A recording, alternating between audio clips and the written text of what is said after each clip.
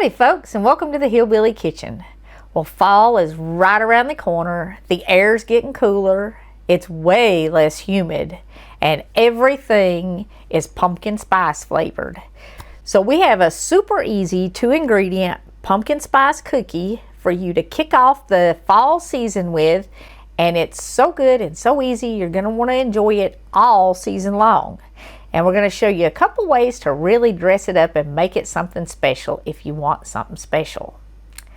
Before we get started, I want to take just a minute and ask you to please subscribe to the channel if you're not already. Click like on the video and leave us a comment. Just say howdy so we know you're out there watching.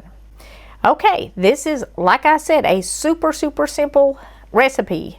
All you need is a spice cake mix. Now, if you don't have a spice cake mix, and I know especially this time of year, they're kind of hard to find, they sell out, you can add 2 teaspoons of pumpkin spice mix into a yellow cake mix and make this recipe. So, we're just going to put our cake mix into a bowl. And I hope this bowl is big enough. I wanted to get one that you could kind of sort of see in. Oh my goodness.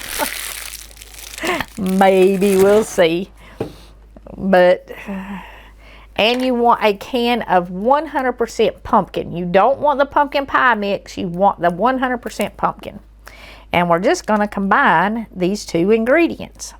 Go ahead and preheat your oven to 350 degrees because we're going to need the oven preheated to bake these. And get you out a cookie scooper because it's going to be way easier with a cookie scooper. But if you don't have one, you can just use a tablespoon and drop them with a tablespoon. And I want to get all the pumpkin out of here. All right, that's pretty good. Should have got a bigger bowl. But you can kind of see it. I do recommend hand mixing this and not getting out a mixer, because if you get out a mixer, it's kind of dry and it's going to blow that powder all over your kitchen. Generally not a good idea. It's not hard to mix and it will come together fairly quickly. Tell you what, let's try a fork here to get it started, and then we'll go back to the spatula to get the edges.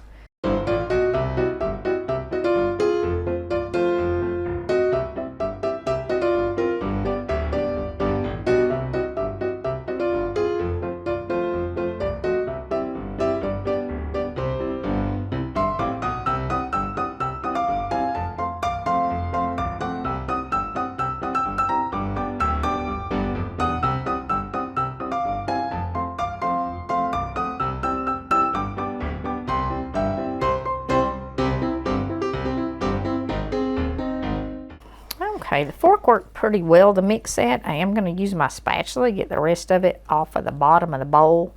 And it would be probably even a little bit faster if you had a bigger bowl, but like I said, I wanted you to be able to see what was going on in the bowl. Make sure we got it all in there. All right, that looks pretty good. Now you do want to prepare your cookie sheets. You either want to grease them or line them. And depending on how big you make your cookies, this is going to make between 18 and 24 cookies. I've kind of got my bigger cookie scoop here. And I don't know what number this one is.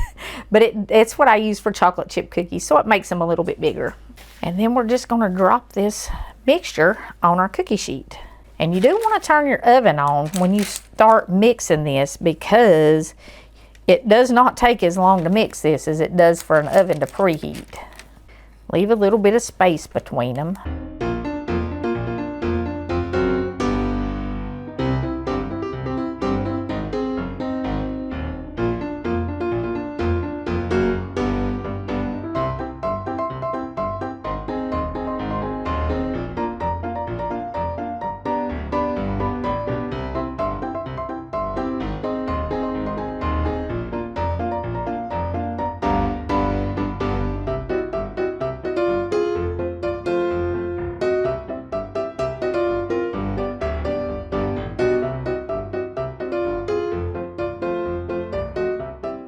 Now I don't want to overfill my oven, so I'm going to go ahead and put these in here.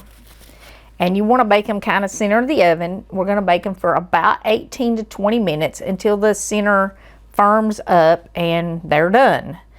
350 degrees, well, let's say 15 to 20 minutes because it'll depend on how big your cookies are and also on your particular oven. So the center should be kind of firm. They should be dry if you touch them and, you know, set up well. So let's get these in the oven and I'll scoop the rest of these out and we'll bake them while we're finishing these up. Okay, the cookies have been in the oven about 16-17 minutes and they are ready. Now I do have a convection oven, so that's going to make a difference, but let's see what they look like. Now they should be dry on top. They should be kind of fluffy like this, and you want to let them cool at least 5 minutes before you try to take them off the pan. If you try to take them off the pan too quick, it'll cause them to fall, and that's true with any cookies you're baking this fall. So leave them sitting on the pan and let them rest for about 5 minutes. Now I got 9 more cookies out of that batch that we mixed up after I put these in the oven. So that makes 33 cookies. And I got this stuff for $2. I bought it on sale. I got the cake mix for $1 and I got the pumpkin for $1. If you're shopping when it's not on sale, it's going to cost you at least $4. But where can you get 33 fresh baked cookies for $4? And if you get it on sale, and they do have, you know, watch your grocery store sale papers, they will have cake mixes on sale, either buy one get one free or like 5 for $5, and you do have to get 5, but it will save you a fortune this time of year. So go ahead and stock up on a few different flavors of cake mixes, especially white chocolate and the spice for fall, and make cookies and muffins and stuff like that out of it. Saves a ton of money. And we're going to talk about ways to dress these up a little bit. We can do a simple glaze and just dip them in the glaze once we can get them off the pan. Or we can do some cream cheese frosting and frost them with some cream cheese frosting. And you can even add a little pumpkin pie spice to your glaze or your cream cheese frosting if you would like to. Now the glaze is the easiest. You just need powdered sugar, a little bit of milk and vanilla, and we've done videos on how to make this before, so I'm not going to go into a whole lot of detail, but I'm using a cup of powdered sugar, about a teaspoon of vanilla, and you want a half teaspoon to a teaspoon in this much, and you want 1 to 2 tablespoons of milk. I'm going to leave just a little bit of that out, depending on the consistency that you want. You're definitely not going to want more than 2 tablespoons of milk in a cup of powdered sugar. It kind of depends on the consistency you want, but a glaze is pourable like this. And if you want to make it pumpkin pie spice flavored, you'd add about, it's to taste, anywhere for a cup, maybe half teaspoon, a teaspoon if you really want a strong spice in it, but not more than a teaspoon. And a half teaspoon to a teaspoon of vanilla. All right, that's the glaze. Now, for the cream cheese, I'm doing a half a batch. So I have a half a cup of sugar. You can use granulated or powdered sugar. I kind of like the granulated a little bit better. And I'm just going to use my same fork here because I didn't get out another one. And I'm using half a stick of butter. If you had a whole block of cream cheese, of course, you double everything else as well. And you can get out your hand mixer and you can like whip this if you want to, which makes it much fluffier. Or you can just mix it up and have a creamy frosting. And again, you want a little bit of vanilla. And I'm using about 3/4 of a teaspoon. Vanilla makes everything better. You can also add a little pinch of salt to this if you want to, and sometimes I do and sometimes I don't. But you're just going to cream this up together, and everything needs to be at room temperature. Okay, I've got the cream cheese frosting here fairly well combined. Not perfectly, but good enough. Now, you absolutely do not have to do anything else to these cookies, and they are done enough now that we can transfer them onto the rack to finish cooling. And we can also start topping some of them here and kind of show you what they look like.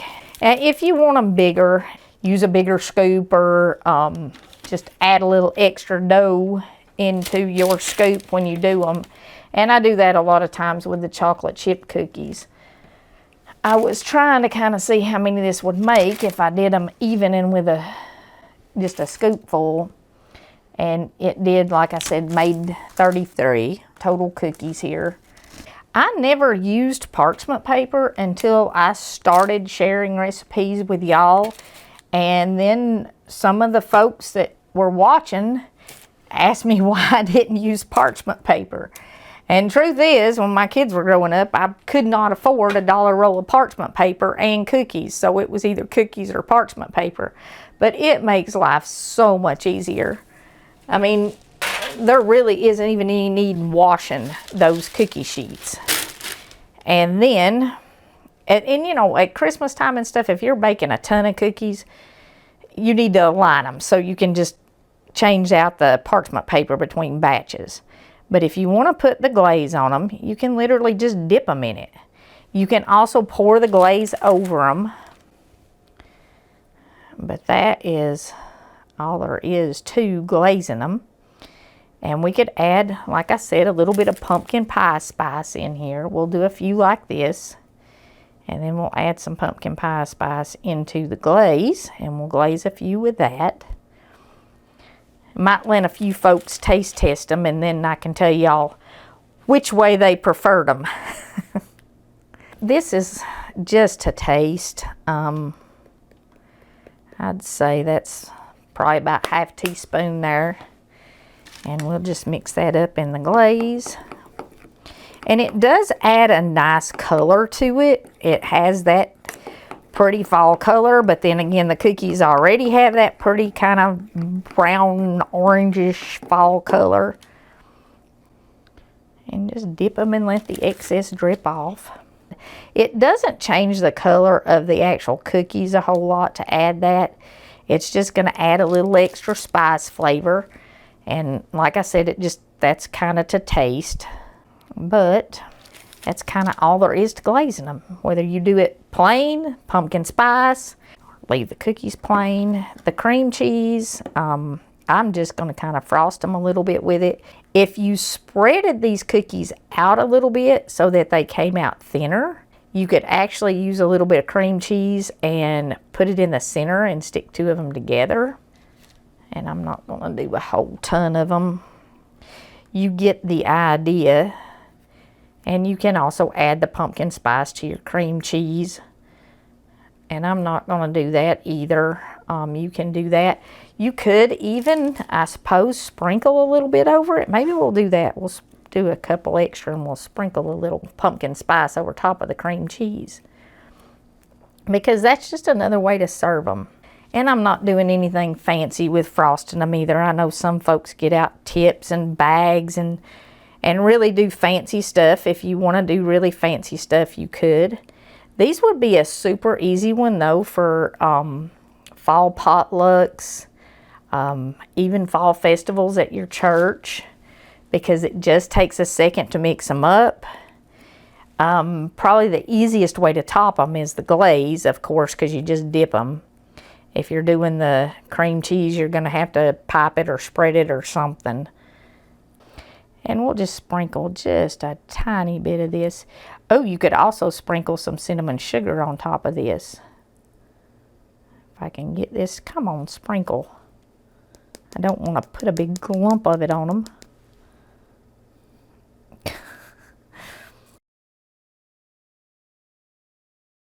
Okay. But that's all there is to it. It's super, super simple. They are fluffy and moist and a little bit chewy. Really nice texture. Whether you do them plain or whether you top them with the cream cheese or the glaze, it's entirely up to you. but very easy, very inexpensive, and it gives you that pumpkin spice fall flavor.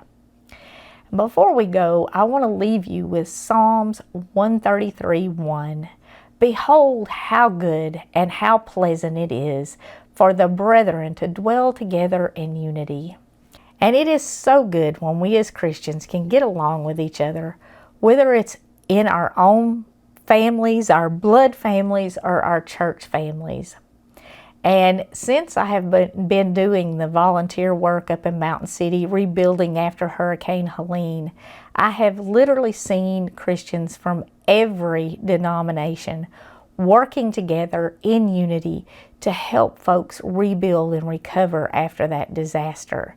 And it has truly been pleasant. I hope you find lots of reasons to celebrate with the family that you love this fall, your church family and your blood family, and celebrate it with lots of delicious pumpkin spice treats. Thank you so very much for joining us, the Hillbilly Kitchen, for being a part of our family. If you haven't already, please don't forget to click like and subscribe before you leave. Share our videos with your friends, and until next time, remember to put God first.